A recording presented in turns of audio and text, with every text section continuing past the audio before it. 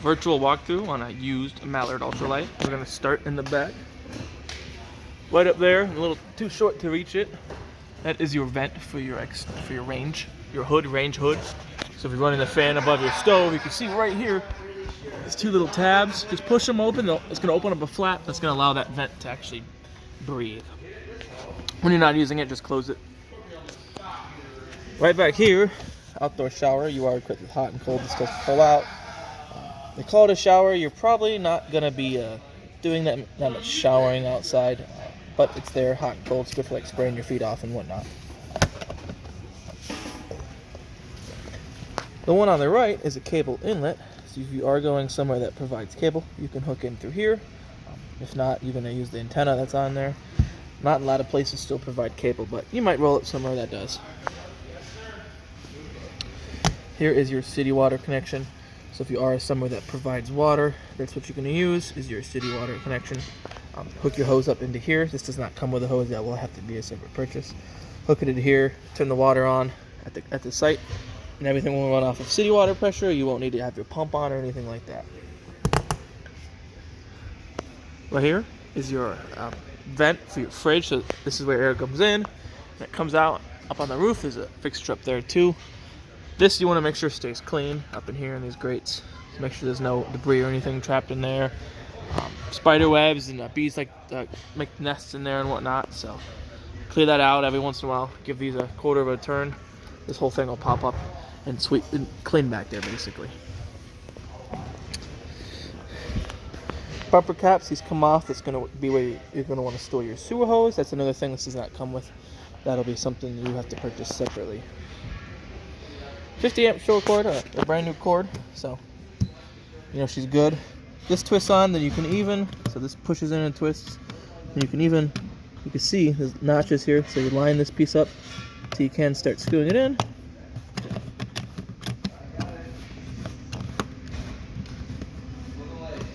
Keep it from getting unplugged. This one is 50 amp. Some places have 50 amp, some places don't. They make adapters so you can step down to 50 to 30. You just kind of want to limit how much power you're drawing. Back here you have a dump for a second gray tank. So your handle's over there. Just pull it to open it. This is going to be gray too. This is going to be your bathroom. Not your bathroom, your kitchen sink's going to drain into its own tank. So that's where that's for. These slides aren't all the way open. As you can see, the window, it's not all the way out, half a window. These, it's out because I need room. These, every once in a while, you're going to inspect your seals here, make sure they're not dry or cracked or anything like that. Once a year, I recommend doing what's called a slide maintenance. I'm going to just clean them, clean the seals pretty good, and then spray on a what's called a slide out seal conditioner. It's like a foamy spray with some silicone in it. Let it sit, and then just kind of wipe it off.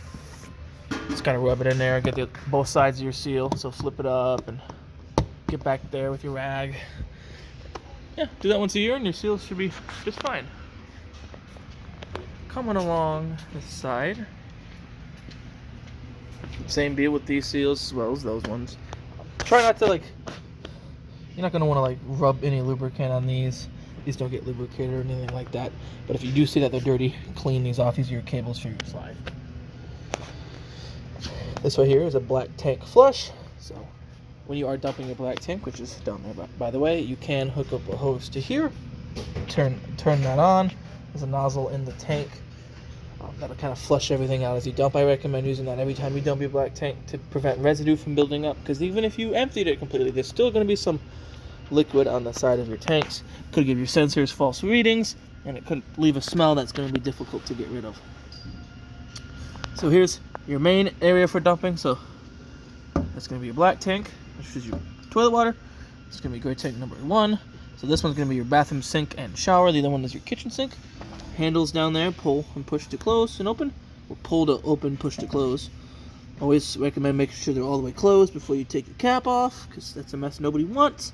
And I always recommend doing your black tank first, letting that get all the way dumped, and then doing your gray tank. That gray water will kind of flush your hose out, so it's a little bit less gross when you have to pick it up and move it to where you store it.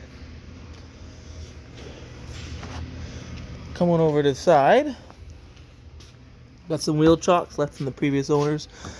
I do recommend chocking the front wheels. They make X chocks that go in between, and there's a nut that you tighten that spreads them apart.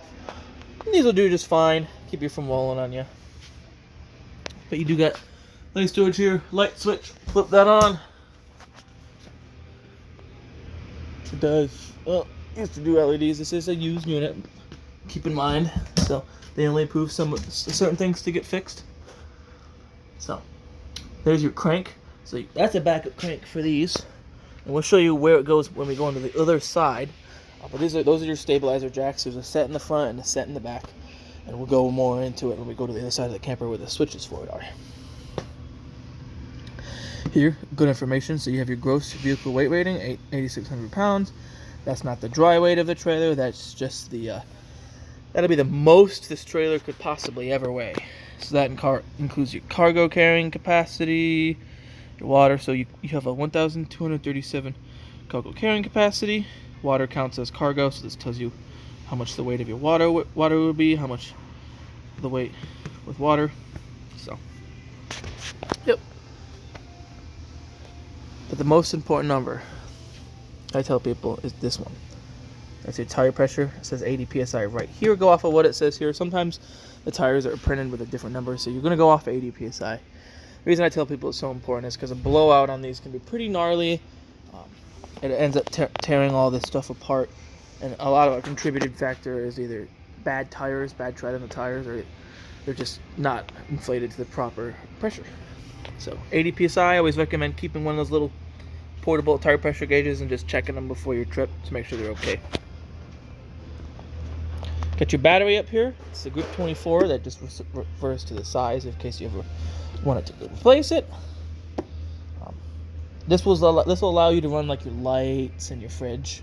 Your fridge will need propane and other appliances without being plugged in. Any 12-volt appliances. So your lights are 12 volt. The fridge needs 12 volt. So you can dry camp with your battery. If it's going to be a while between trips, I recommend disconnecting the negative lead. That's going to be this one off there. That's going to keep anything from using your battery. Let's say you forgot a light on or something like that. In the winter, I definitely recommend taking your battery completely out, though. They tend to die when they sit out in the cold for a long time. Here, you got dual 20-pound tanks. There's about 7, 8, 9-ish gallons of propane in total. This is your regulator. It's also your selector. If you look here, it says supply. It's pointing that way. So you can have both tanks on at once. It's still only going to pull from wherever that's pointing. So it's going to pull from this tank first. Once this one were to get emptied, it's going to automatically switch to pulling from this tank, provided this one be on. I don't like that because it doesn't tell you. This does not move when it switches over, so you don't have any idea when it switches tanks. I like to have, this is my recommendation, have the one on, have it selected, and then just have the other one off. That way, when you run out of propane, you can tell, because your flame or the furnace shuts off. Then you have to come out here manually, turn the new one on. I would turn the old one off, and then move this over. Doing that work physically is going to help you remember, hey, I got to get this tank filled. Because if you just let it switch over, and you come out and you think, I'm still on this tank, and when really you're like almost done with that one, then you're left high and dry with no propane. So that way, it's going to help you remember to at least get your tanks filled. Chains, when you hook up, you're going to cross them. It creates a cradle that will get caught. If it were to come undone, with your 7-way here, it's going to allow your trailer lights and turn signals to work. The law is any trailer over 2,000 pounds is required to have brakes. This trailer is definitely over 2,000 pounds. So if you have to have a brake controller for the brakes on this trailer to work. So that's also for your brakes for that. And this down here is a brake away. So you see there's a cable at the end. It's going to be hooked to this chain. I always recommend hooking it up separately, but some people hook it to the chain like that. That is a safety feature, so if the trailer would ever come undone from your hitch and the chains break or something, it'll pull this white pin out of this box and activate the brakes on your trailer. Keep it from rolling into traffic or slamming into the back of you. That's another thing I always recommend checking right before your trips is, besides tire pressure, is making sure this pin is in there and that someone didn't accidentally snag in and pull it out. Because then if you don't notice that, you're going to be pulling your trailer with its brakes activated, and that's a no-go. Coming in to the other side here. Here's these switches I was talking about for the stabilizers. There's a closer look at that crank, and it goes on the end here if the power were to ever fail on those. The bottom one is going to be the fronts, top one's going to be the rears. They both work identically. It's going to do one.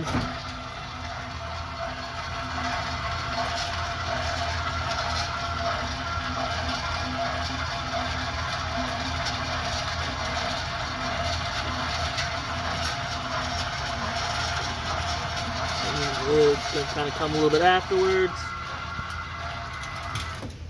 That's it. That's all you're going to do.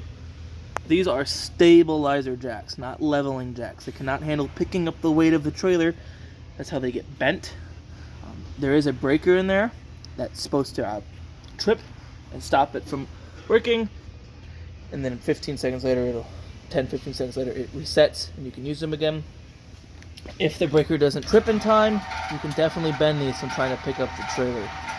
So if you want it to be level front to back, use your tongue jack right there, raise and lower the front, get it level front to back. If you're really worried about side to side, as you back end into your front, figure out which side of your camper is a low side, like that. So if it's this side, put some blocks.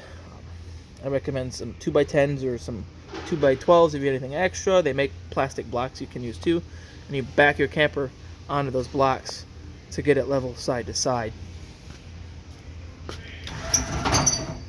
And then you would snug these down to get the shake and shimmy out of everything. Loose gravel or dirt, or even a grass site, I do recommend pads underneath those because they do sink. If you don't want to have to crank this by hand to get it on off your truck or to level it, you can purchase a power tongue jack and we can install that for you if you like to. They're not terribly expensive and they definitely beat hand cranking that.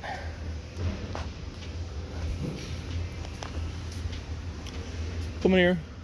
We'll go into more of the awning when we go on the inside. Coming along the outside still. This right here is where you're going to fill your fresh tank. So if you are going somewhere that doesn't provide water, you get your tank filled ahead of the time. Rest your hose in there. Don't jam it in there. It needs to be able to breathe. Fill it up. That's when you need to use your pump. If you are going to pull water from that tank, you do need to use your pump. Definitely recommend draining that tank every trip so you don't have water sitting there getting stagnant. So if you go down underneath here, there's a drain for that right there. Little blue thing with the petcock on the end, that's a little valve. That's what you're going to use to drain it. So it's open now because we did winterize this. So when you're ready to use it, make sure you close that. Exhaust for your furnace. Keep it clear. They need to breathe. If you see anything in there, kind of pick it out. I wouldn't use compressed air because you just blow it further in there. They do make screens, that square ones or round ones you can get that go on this.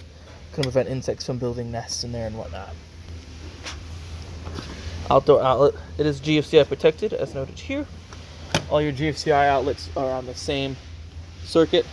So if one were to trip, they're all going to trip. And then I'll show you when we go on the inside how to reset it and where you go to reset it. Water heater right here. So it's pretty much set up for you guys to, well, it's winterized, so there's a few things you have to do before you can use it. This is your drain plug. This will go in here. Getting that tightened on there. This looks like it could be a 7/8 socket size or even 3/4. I use a socket. You can purchase a tool. It's kind of hard to use because it's more like a wrench, so I get a socket, an extension, cheap ratcheting wrench I keep in our camper, and that's what I use for that. Get it snugged in there. Since this is winterized, when you're ready to use it in the spring, the first thing you're going to do is run water through every fixture until you see the pink antifreeze come out of it. And then you're going to go behind the water heater, turn a couple of valves. That's going to take it out of bypass because when you winterize it, you don't want any antifreeze in here. And then it'll start filling automatically with that water. The reason you want to run the water out of the other fixtures first is just because you just immediately take this out of bypass and start running water. It's going to push all the antifreeze that's in the lines into this tank. And you don't want any in there when you're running this. So, there's that. To drain it, which again I recommend doing it after all your trips so it doesn't sit with water and get stagnant. Shut off your source of water, whether it be your pump or if your city water's on, turn that off. Then you're going to open this up. Water's going to come squirting out of here. Sometimes it's air. Once it stops, snap that closed. Make sure you do snap that so it gets a good proper seal. Then you're going to pull this drain plug. If you neglect to do this first and you go straight to pulling this, you're going to get a bath. Because all that pressure you should have relieved out of here is now coming out here. And a lot of the times you're standing right in front of it. So you don't want to have a miserable day being wet for the rest of the day. And you don't want to have to go searching for this when it comes shooting out. So keep that in mind. Besides that regular maintenance, keep it clean in here. Keep it clean in here. This you can use compressed air to clean. Keep in mind whenever you blow in through here, it's coming out through here. So don't be like leaning over doing it because you're going to get soot in your face. The controls on the inside, so that's where we're going to head to right now actually. So we're going to head up on into the inside. We're going to start right here. A couple different light switches. One on the left is going to do the main lights. One on the right is going to do your porch light out there, that little amber light over there. And then one over here, it does. I think you have LEDs on your awning tube. So on the tube of your awning, when it's rolled out, I do believe there are some LEDs there. So speaking of your awning, that's what this one is. It's labeled, so no confusion. It is powered.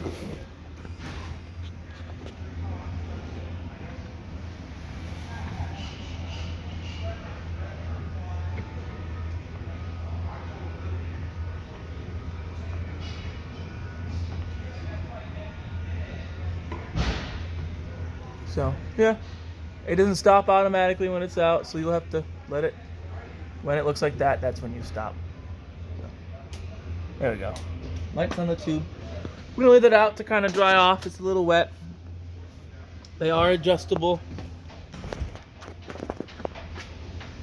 So, if you look here, you got these.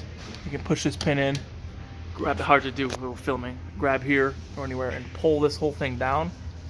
Couple different sets there. That's going to pitch your awning downwards, so if it is raining you can have water run off to the corner, or if the sun's in a weird spot. You do want these to be in the same position, so I would max it all the way up, so with the gray showing at the bottom for each of these arms before you roll it in, so it can roll in good and one arm isn't higher or lower than the other. If it starts getting really windy, really high gusts of wind, roll this thing in. This is like a sail for the wind, and it can get ripped off pretty easily with a good gust of wind. If you have to roll it in during the storm, if you roll it in wet, as soon as you get the chance to, the next day, whenever it's sunny again, roll the awning back out, let it dry off, so it doesn't hold moisture and get moldy. That's what those are from the previous owners. It being rolled in wet, you can avoid any further issues by making sure it's completely dry before you roll it in. And every once in a while, clean it a little bit. So we're going to start in the bedroom and work our way back. Not a whole heck of a lot in the bedroom. We do have 2 lights above the bed, so people can have some reading lights at night. You do got a carbon monoxide alarm there. That runs off of a 12-volt battery, so that battery starts to die. Get you a new one. That'll do them, them chirps. Chirp. That's just telling you it's time for a new battery. You do have an outlet on this side of the bed. I will double check to see if there's one on the other side. I don't think I saw one. No. So your outlet's on this side of the bed. Here, this controls for the slide out. That's this right here. This whole wardrobe wall with a mirror there. That's the slide out. Make sure this door is in the open position before you close it, because the slide out creates the doorway. So your light switch for in here, so your main light switch right there. Got your outlet for a TV in here. Cable hookup for a TV if you want to have a TV in here. There should be a backer in the wall somewhere around here, so you can have a small TV, something you can unhook so it's not in the way of anything. Vent here, so you can pull this down and open this. This vent is the reason this is 50 amp, because right here This is already have all the wiring in here for a second air conditioner. If you opted to have a second AC installed, it would be one where it's a non-ducted AC, so all the AC comes out of it itself. It's probably some duct holes in here to allow it to come out here. And then all your controls would be on the ceiling. There wouldn't be like a thermostat on the wall for it. You do have storage up underneath your bed. Extra sheets and whatnot. Coming in through here. Your bathroom. Let's see if we can't get some lights on in here. Here we go. One on the right, see your light switch. One on the left is your fan. Definitely recommend running that when you take a hot shower or after some spicy food. While we're in here, we'll cover this. This will allow you to show you your tank levels and stuff. So you got fresh, you got your black, gray 1, and gray 2. Remember, gray 2 is the galley sink. Gray 1 is the shower and in here, and then black is your toilet. And then fresh is that fresh tank. You can read the levels here too. When you use water from your fresh tank, you turn your pump on and off. Water heater. So this is your water heater on gas, so propane. So it's quicker on propane to get hot, but not by super much. And then electric, so you can run it on electric. You can run both at once if you want to. That's what I do with ours. I run on both until it's hot, and then I turn off gas and leave it on electric. When you do, whether you run gas or electric, when the water heater does get to its preset temperature, it'll turn the heating element off, or it'll shut the propane off. So you don't have to worry about it getting too hot. If you are going to use electric, make sure you do have water in your water heater. If you run it without any water in it, do about 10 minutes before that heating element is kaput. Toilet, super simple. Push the pedal to flush. Use RV, marine toilet paper. Don't flush feminine hygiene products. Don't use antibacterial soaps in there. They make special cleaning things you can add in there. There needs to be bacteria to help break down the waste. If you get rid of all the bacteria, there's nothing there to break down the residue and the waste. Shower, pretty simple. Hot, cold, little sunlight. Kinda gets you a little cutout if you're taller. Make sure you do secure that when you travel, as well as this door, so it's not swinging everywhere. The slide out's gonna help contain that, but this, you don't want glass doors swinging everywhere when you travel. This is your main GFCI. This is the one that has the reset on it. So if any of the GFCIs would have tripped, you plug in a hairdryer or something and it goes, you come in here and reset it from here. Already covered the controls. Here is your thermostat. So if you want furnace, you go to heat. If you want just the fan on your AC, you go to fan. If you want your AC, you go to cool. This is going to be your temperature adjusting, 55 to 90. So if you turn this to cool and you have it all the way over here, your AC is never going to kick on because it thinks it's no. So make sure you adjust it to the right temperature. Then you have these fan modes. So whether cool or heat, if you're on auto, high or low, that's just going to be your fan speed. The compressor on the AC and then the burner on the furnace is going to cycle on and off at your set temperature. So let's say your AC is set to 60. Once it senses it reaches 60, the compressor shuts off. The fan keeps running to keep it circulated. And then as it starts getting warm in here, it'll kick back on again. If you're just running on high or low, it'll continue to run regardless of whether it's reached a set temperature or not. And especially with your AC, it can overrun, get cold. There's a sensor, a free sensor, that'll tell it to shut off. If it got too cold, then you gotta wait for it to thaw. That's why I recommend just leaving it on auto. It knows when it's shut on and off, so just let it do its thing. Here, spot to mount a TV. So it's gonna be a backer in the wall somewhere. I can kind of feel it right here. Spot to hook in a TV. So you have this. That means you have a right there, standard definition DVD player, because those aren't HDMI cables. This slide out, we will actually move this out more. We have more room now. Don't know how much room. I don't want to crush my guy's tools. There we go. So you can hook a TV here, regular power, or they do make 12-volt TVs. This is always active whether you're plugged in or off the battery. So if you wanted to have a TV where you don't have power besides your battery, you can hook it through there. It'll drain your battery quicker, obviously, but you'll be able to watch TV. This button right here, it's your booster. So if that red light's on, that's your antenna booster. Have that on when you're using your antenna, which is built in on the roof. If you're going to switch to cable, turn that off. Light switch here, just a little blue LED light, so kind of backlight your TV if you're into that. Radio right here, pretty simple, on and off, volume, presets. Anytime you disconnect your battery, it does reset all your presets. You have different zones, so zone 1's inside. You can see right here where it says 1, turn that off, so it turns the inside speakers off. Now it's just the outside ones, now they're both off. Now it's just the inside ones. Let's not get in trouble, it's copyrighted music on YouTube. You got play, pause, stop, rewind, or previous song, fast forward to next song, Bluetooth, so you can pair your phone to this, and these are different modes here too. Auxiliary, headphone jack, you probably never use headphone jack. USB does not interface with the radio, but you can charge your phone off of that.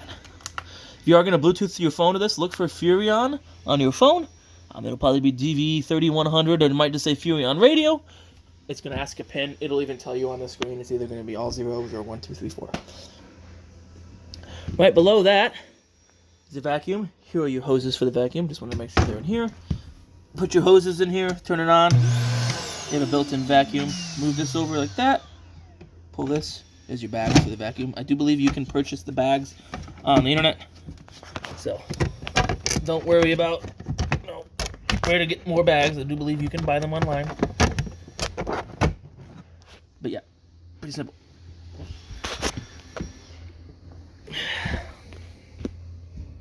So that means you don't have to carry a vacuum along with you. Light switches here. One on the top does your top lights there. One on the bottom is going to do those ones there, right here. This does turn into a bed. Kind of get your cushions, set them aside. I'll do what I can with one hand, like that. Lift up here, pull up and towards you. These legs are going to fold down. This whole thing's fold down, and then you'll fold that down to fill it in. Pretty easy. Yeah, we'll do this one. Try to do this one myself. One-handed. Did it. Alright, sorry for the shaky cam. I'm trying to get this done. Alright. Back at it. Moving along here. Another bed, although it doesn't look like one. All you do, lift up the table, pop the legs, it'll pop off the legs, pull the legs out of there, and it's kind of stuck in there. The table will kind of rest on these little shelves here. You're going to use that rectangular cushion and these two square ones, and that's going to fill in that gap, and then you'll have a platform to sleep on. So another spot to sleep, which is nice. Fridge is super simple. On or off, auto or gas. I recommend auto. Auto is going to default to 110, so if you're plugged in, that's what it's going to use. If you were to lose power somehow, any way, shape, or form, this will switch to running on propane, provided you have 9 volt. Whether you're running gas or electric, this will take about anywhere from 7 to 10 hours to get cold. It doesn't work like a normal refrigerator, so plan your trip accordingly. Microwave works like any other microwave. Camera's not plugged in, it's not going to work. Light, fan. Remember what I said about that flap on the outside needing to be open for the fan to actually vent anything anywhere. Folding glass cover, stovetop. Super nice. This also kind of gives you a little bit more counter space if you're not using this. And then all you do to light it is turn it to light and then twist it. Turn it to light. You don't have to push it in or anything. Oven's a little bit different. You turn that to pilot. Push and hold this in. You can feel when you can actually push it in. Then you're going in here. There should be a pilot back in there, kind of hard to see. See if we can't get the light on. Yep, right there. You're going to get that pilot to light for the barbecue lighter or whatever. So you're going to hold this down with and then stick your barbecue lighter and light that pilot. Once it's lit, then you can turn it to your desired temperature. If you know you're going to use it again in a few hours when you want to turn it off, if you turn it off to pilot on, it leaves the pilot on, shuts the burner off. Always recommend turning your pilot off before you go to bed, or before you're going to leave your camper for anything longer than maybe 20 minutes, just because it's something you can't monitor and you don't want anything to happen. Over here, you got the breaker box. So you have all your breakers for your 120 volt appliances, and then all your fuses for your 12 volt. So you have all 15s. I recommend carrying some spare fuses, spare 15-amp fuses just in case. So you have something to replace those with if they go out on you.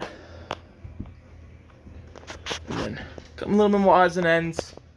Smoke alarm, and again, that's a 9-volt battery. If that does go out on you, throw a new 9-volt in it. You do have a fire extinguisher here. So, and there's a fire. Grab that. I do believe this island is, moves. So this little thing moves here. If you don't like where these chairs are, you can get rid of them. Get rid of this table if you'd like to. And I'm looking for one other one of your safety appliances. And that is a propane and gas propane alarm. Should be around here somewhere. I want to make sure you guys know where it's at. They put these in some weird spots sometimes. Just bear with me. This is my first time seeing this particular trailer this evening. So we will find it for you. Oh, it's right back there. The white thing right there. So that is a propane alarm. That's hardwired to the 12-volt system. So if there's any problems with propane, if it starts leaking, propane's naturally it's an odorless gas, but when they process it to be used, they add a scent to it, so you should be able to smell it. But if you don't, that should go off first. Now it does sound like an alarm. I go boop boop boop like an alarm. The other thing it could do is, since it's hardwired to the 12-volt system, if that battery up in the front at the beginning of this video I showed you, if that were to start to die, this is going to chirp just like those will, indicating it doesn't have enough voltage to operate correctly. If that were the case, plug the camper in, get your battery charged up, because the camper does charge when it's plugged in. It does charge the battery. Alright. Well, that's pretty much it for your virtual walkthrough on this particular trailer. I hope you guys found the video informative. Hope you really enjoy using it. I really like these setups. They're starting to kind of use this layout on newer ones too, so I like how this one is laid out and set up. I really hope you guys enjoy it, and until next time, goodbye.